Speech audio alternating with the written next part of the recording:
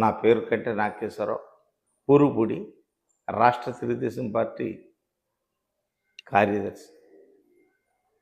నిన్న ఆంధ్రప్రదేశ్ చరిత్రలో అంత హుందాతనంగా ఎప్పుడు కూడా ఎవరిని హేళన చేయడం కానీ, కించపరచడం కానీ ఏది జరగకుండా ఎంతో హుందాగా జరిగినటువంటి అసెంబ్లీ సమావేశాలు జరిపించినటువంటి ప్రొటెస్ట్ స్పీకర్ బుచ్చి చౌదరి గారికి, అదేవిధంగా మన స్పీకర్ గారు అయినటువంటి అయ్యన్న పాత్రుడు గారిని అందరూ కూడా ఏకగ్రీవంగా ఎన్నుకోవడం, ప్రతిపక్షం లేనటువంటి అసెంబ్లీని నాకు ఊహ తెలిసిన తర్వాత ఎప్పుడు కూడా నేను చూడలేదు.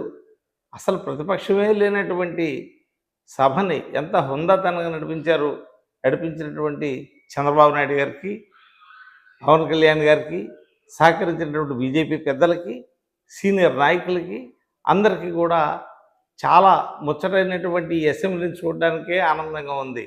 మరి రాక్షసులు ఎంత గొప్పవాళ్ళైనప్పుడు కూడా వాళ్ళ అహంభావంతో ఏ రకంగా పతనమైపోయారో, అలా జగన్మోహన్ రెడ్డి అసెంబ్లీలో ప్రతిపక్షంలో కూర్చోవడానికి అతను ప్రత్యేకించి మరి సభలో ప్రత్యేకమైనటువంటి సీట్లు కేటాయించినప్పటికి కూడా కూర్చోకుండా పారిపోవడం అనేటువంటిది నాకు నిరాశ కలిగించింది. మరి అయినా మరేం పర్వాలేదు, అతను ఉండడానికి అర్హుడు కాదని ప్రజలందరూ తిరస్కరించిన తర్వాత కావాలని ఏలబడినప్పుడు కూడా అతనికి మర్యాద, ప్రతిపక్షం అనేటువంటిది ఉండాలనేటువంటి ఉద్దేశం చెప్పిన ఏమైనా చిన్న హేళన కూడా చేయకుండా పెద్దలు హుందాగా అతను ఆహ్వానించినప్పటికి కూడా అతను సభలో లేకపోవడం నాకు నిరాశ కలిగించింది.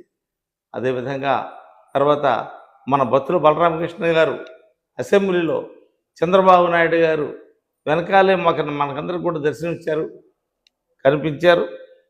వారిని కూడా ఇవాళ మరి తొలిసారిగా ప్రమాణ స్వీకారం చేసిన తర్వాత బత్తుల బలరామకృష్ణ గారు రాజానగరం నియోజకవర్గం ఇచ్చేసిన సందర్భంగా వారికి స్వాగత ఏర్పాట్లు అందరూ కూడా చేసుకుంటున్నారు. ఆ స్వాగత ఏర్పాట్లు మేము కూడా భాగస్వాములమే. తప్పనిసరిగా బత్తుల బలరామకృష్ణ గారు హుందాగా ప్రవర్తిస్తారని, ఆ సభలో అందరూ కూడా కొత్త వాళ్ళు 180 మంది ఉన్నప్పటికి కూడా ఏ రకమైనటువంటి తేడా లేకుండా చాలా హుందాగా నడిపేందుకు ఆ సభకి, అదేవిధంగా జనసేన నాయకుడు పవన్ కళ్యాణ్ గారికి, చంద్రబాబు గారికి అందరికీ కూడా నా హృదయపూర్వక నమస్కారం తెలియజేస్తున్నాను.